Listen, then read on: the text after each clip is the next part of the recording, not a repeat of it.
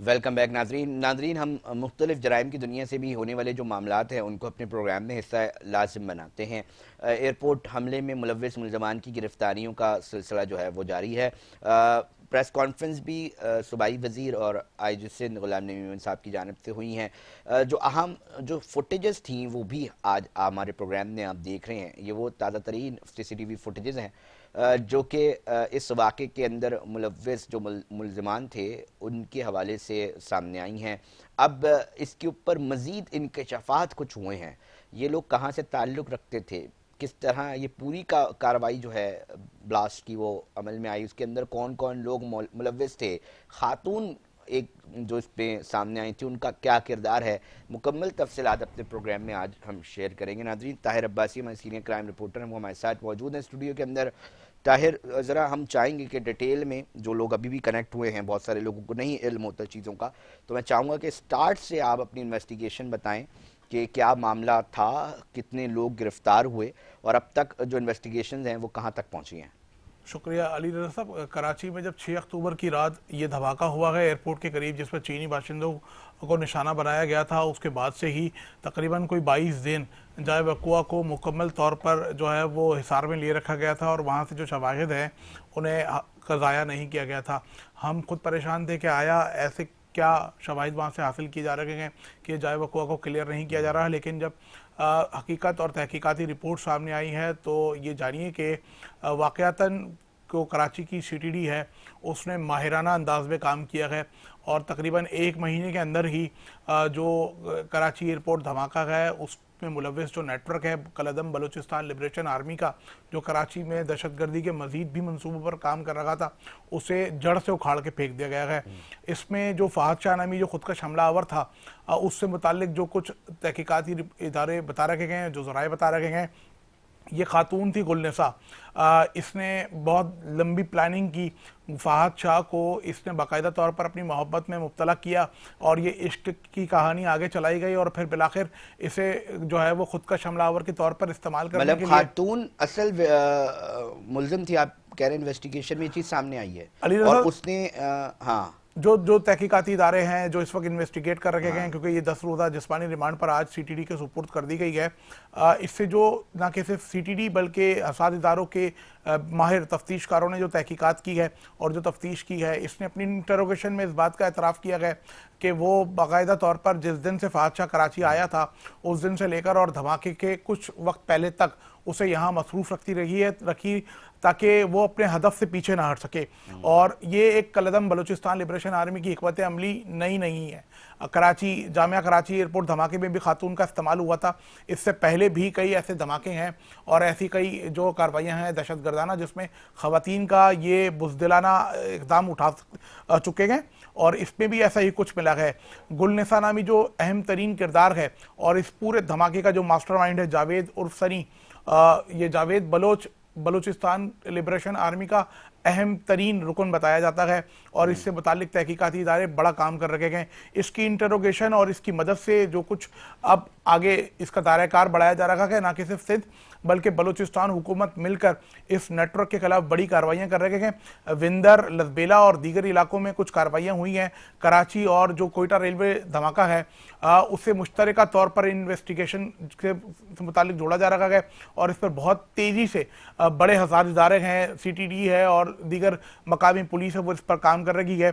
जो कराची धमाका था और उसमें मुलव्विस जो दहशतगर्द खुद का हमलावर था और उससे जुड़े जो लोग थे, बहुत तेजी से काम हुआ है। इससे पहले माजी में किसी भी धमाकेखेज मवाद के इस्तेमाल होने के बाद इतना माहिराना अंदाज में हमने काम होते हुए नहीं देखा जितना इस धमाके में देखा गया।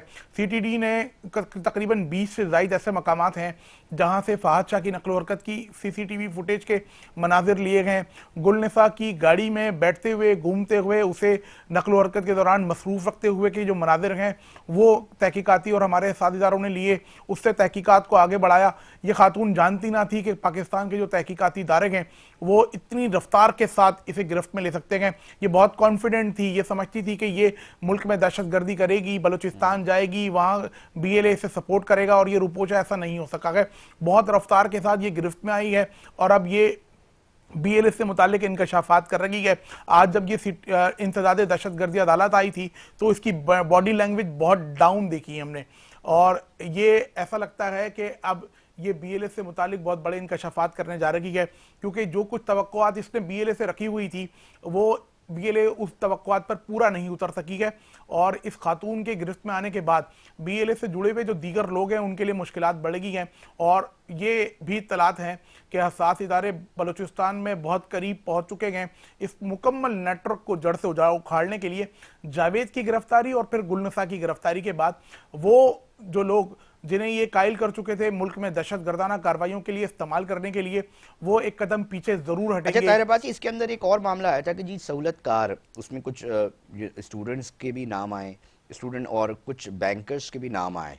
ये क्या कहानी है? और ये जो गाड़ी खरीदी गई बाकायदा तौर पे, इसके ऊपर रकम आई और ये तमाम चीज़ें, इसकी क्या तफसीलात सामने आई हैं? अली रजा साहब, ये जो गाड़ी के लिए जो रकम की कराची मुंतकली थी, इसमें एक बैंक का अमला इस्तेमाल हुआ है, और यहाँ की ये पहली बार इस्तेमाल हुआ है। ये इस नेटवर्क के लिए पहले भी फंडिंग के तौर पर इस्तेमाल होता रहा है। और ये जो तालिब इल्मों से मुताल्लिक बात है, इसमें ये बताया जा रहा है कि बहुत सी ऐसी जामियात हैं, नर्सिंग होम्स हैं, मेडिकल स्टूडेंट्स हैं, उन्हें इस्तेमाल किया जा रहा है। पढ़े लिखे जो नौजवान हमारे ना कि सिर्फ लड़के हैं बल्कि कम उम्र लड़कियों को जो है वो इस्तेमाल किया जा रहा है। लड़कियों को इस हद तक इस्तेमाल किया जा रहा है जैसा फहाद शाह वाली स्टोरी पे भी जो अब तक हकाइक हमारे सामने आए हैं कि ये लड़कियां जो हैं ये नौजवान लड़कों को पहले मोहब्बत में मुब्तला करती हैं, फिर इनके अंदर हुब्बुल वतनी का जज्बा जगाती हैं। बलोच कौम के साथ होने वाले जो जुल्म हैं, जो एक ड्रामे के तौर पर इनके सामने पेश किए जाते हैं, वो तमाम चीज़ें पेश करती हैं और फिर इन्हें कायल करती हैं कि आया हमें इनका बदला लेना है, और फिर फहाद शाह जैसे लोग इसमें इस्तेमाल हो जाते हैं। तो ऐसे वाकयात हैं, और गुलनिसा के जो इंकशाफात हैं वो तमाम चीज़ें इसी जानब जोड़ लगे हैं कि बलूचिस्तान लिबरेशन आर्मी बड़ी तादाद में बलूचिस्तान से पढ़ी लिखी मेडिकल स्टूडेंट्स और बड़ी जामियात से लड़कियों को इकट्ठा कर रही है, उनकी पहले जहन साजी कर रही है, फिर वो कायल कर रही है बड़ी तादाद में नौजवानों को कि आया वो मुल्क में दहशतगर्दी कर सके। नौजवानों को इसके अंदर रोल प्ले, इसके अंदर जो एक किरदार अदा करवाया जा रहा है। इसके ऊपर एक और मामला ये है कि हम बार बार ताहिर इस बात को कोशिश कर रहे होते हैं कि जी एंट्री और एग्जिट को किस तरह हम सेफेस्ट तरीके से जो है वो बना सकते हैं, क्योंकि मामला ये है कि अब किसी का क्रिमिनल रिकॉर्ड हो तो चले जी वो होटल आई के अंदर आ सकता है, अब क्रिमिनल रिकॉर्ड भी नहीं है। फिर मामला ये है कि एक क्रिमिनल रिकॉर्ड नहीं है और फिर वो शख्स इस तरह चीज़ें कर कर जा रहा है और तमाम चीज़ें हो रही हैं। तो इसको मजबूती से इसके अंदर बेहतर और अंदाज किया जाए, अपनाया जाए, उसके लिए क्या किरदार अदा किया जा रहा है और क्या किया जा सकता है? आप थोड़ा सा इस हवाले से भी हमारे नाज़रीन को आगाह करें, क्योंकि देखें एक तो कम्युनिटी का भी एक किरदार होता है, फिर सदर के इलाके में बड़े होटल्स बने हुए हैं, फिर बहुत सारे ऐसे ताहिर अब्बासी गेस्ट हाउसेज हैं जो रजिस्टर्ड नहीं हैं। तो इन चीज़ों के ऊपर क्या कर रहे हैं सरकार, सरकारी सतह पर क्या हो रहा है? अली रज़ा साहब, आपने बात की दाखिली और खारजी रास्तों की, तो बहुत हद तक हम इन 2 सालों के दरमियान जो सिंध पुलिस है वो बहुत तेज़ी से इस पर काम कर रही है, और ऐसा हमने देखा भी है। फिजिकल तौर पर यह महसूस हो रहा है कि अब हमारे जो दाखिली और खारजी रास्ते हैं वो बहुत हद तक महफूज बना दिए गए हैं। वहाँ लगे हुए क्लोज सर्किट कैमरे हैं जो काम कर रहे हैं, जैसा कि हमने फहाद शाह वाले इस खुदकश हमलावर केस में भी देखा है। जो जिस तरह CTD ने अपनी तहकीकाती टीम को मिलने वाले शवाहिद मीडिया के साथ शेयर किए गए, उससे ऐसा लगता है कि बहुत बड़े पैमाने पर सिंध पुलिस काम कर रही है, और सूबाई हुकूमत का इसमें एक बहुत बड़ा किरदार है जो बहुत तेज़ी के साथ रकम की फराहमी का जो अमल है उससे मुकम्मल कर रही है ताकि पुलिस बहुत तेज़ी से काम कर सके। आसिफ एजाज शेख बहुत कॉन्फिडेंट है, सेफ सिटी जो हमारा मनसूबा है उससे बहुत तेज़ी से काम हो रहा है। बहुत कोशिश है पुलिस की कि आया इस मंसूबे को जल्द मुकम्मल करे ताकि कराची में ना कि सिर्फ दहशत गर्दाना कार्रवाइयाँ, उससे जुड़े लोग, स्ट्रीट क्रिमिनल, लिफ्टर और दीगर जो चीज़ें हैं, हमें ये देखना होगा कि कराची में जो ये जो BLA है इसे फंडिंग कहाँ से हो रही है। ना कि सिर्फ ये फंडिंग शहर नहीं मुल्क भर से लूट मार की वारदातों के जरिए होती है, और एक बड़ा इसकी रकम का जो तखमीना है वो बैरून मुल्क फंडिंग से पूरा किया जाता है। इसमें बराह रास्त नाम खुफिया एजेंसी रॉ का आता है, और इसमें भी ऐसा ही हुआ है। जो अब तक की इत्तलात हैं वो यही हैं कि जो मजीद ब्रिगेड समेत दीगर BLF काम कर रही है और दीगर जो कलदन तंजीमें काम कर रही हैं, उन्हें बराह रास्त बैरून मुल्क से बड़े पैमाने पर पाकिस्तान और ख़ास तौर पे हमारा जो मुआशी हब कराची है उसे दहशतगर्दी का निशाना बनाने के लिए फंडिंग बैरून मुल्क से मिल रही है और इसमें दहशतगर्दाना कार्रवाइयों के लिए BLA सर फहरिस्त है जो इस वक्त काम कर रही है।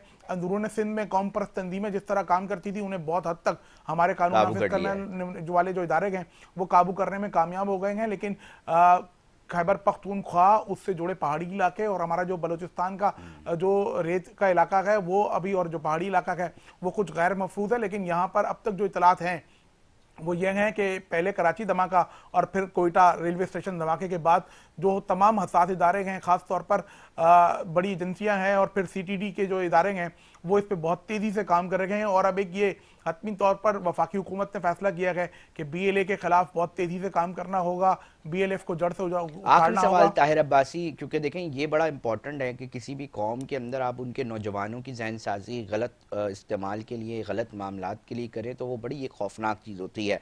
नौजवान जज्बाती होते हैं, वो बातों में जल्दी आ जाते हैं। इस चीज़ को काउंटर करने के लिए ठीक है जी, कानून नाफिज करने वाले इदारे अपने डोमेन में रहते हुए काम करें, मगर एक समाजी मामला भी है कि जहन साजी जो लोग कर रहे हैं उसके काउंटर के लिए खुद बलोच कम्युनिटी की तरफ से क्या कोई इकदाम उठाए जा रहे हैं ऐसे कि एक काउंटर कम से कम जो है वो सामने आए और उन बच्चों को जो इस्तेमाल हो सकते हों मुस्तकबिल में, उनको किसी तरह रोका जाए? इस पॉलिसी के ऊपर कोई काम कर रहा है?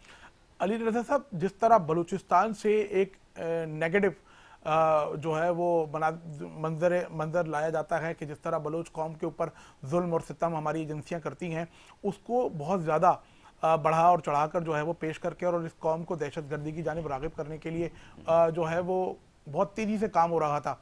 आपने एक चीज़ फील की होगी और यही चीज़ आज हम बात भी कर रहे थे खुफिया इदारों से कि जिस दिन से कराची में धमाका हुआ और उसके बाद कोयटा वाला धमाका है, कराची में 2 खवातीन ऐसी थी जो बहुत बड़े पैमानों पर ये बात का दावा करती थी कि वो बलोच नौजवान नस्ल की बड़ी रहनुमाएं हैं। इसमें समीदीन बलोच थी और महरंग बलोच थी। जिस दिन से ये 2 बड़े वाक़यात हुए हैं वो सोशल मीडिया कराची की सड़कों से गायब हो चुकी हैं। इससे पहले वो रेगुलर बेस के ऊपर हमारे कानून नाफिज करने वाले इदारों को इतवार के रोज़ तो आप ये जानिए कि जैसे कि वो कराची की सड़कों पर उनका राज रहता था, लेकिन जब से ये 2 बड़े वाक़यात हुए हैं, दोनों खवातीन मंदिरान से गायब हैं। इन्हीं की तंजीम से जुड़े जो दीगर लोग थे वो भी गायब हैं।